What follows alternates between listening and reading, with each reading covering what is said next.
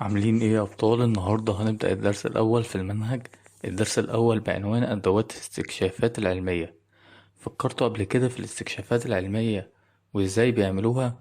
وبيستخدموا ادوات تكنولوجيا زي ايه؟ في اجهزة كتير بيستخدمها المستكشفين في عمليات المسح والاستكشاف للبحث عن الاشياء المدفونة تحت سطح الارض، زي مثلا المعادن، آثار، ذهب، او حتى الكنوز.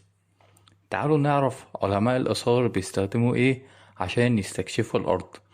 أول جهاز معانا جهاز اسمه روفر سي 4.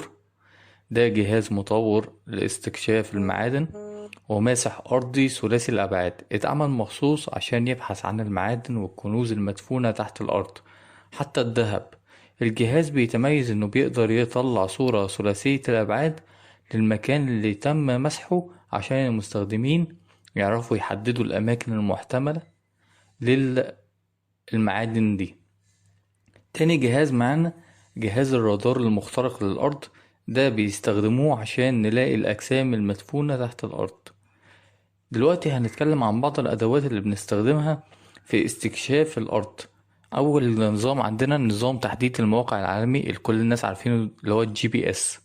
بنستخدمه عشان نحدد الأماكن اللي عايزين نروح لها من خلال اتصاله بالأقمار الصناعية. تاني أداة عندنا اللي هي مقياس المغناطيسية.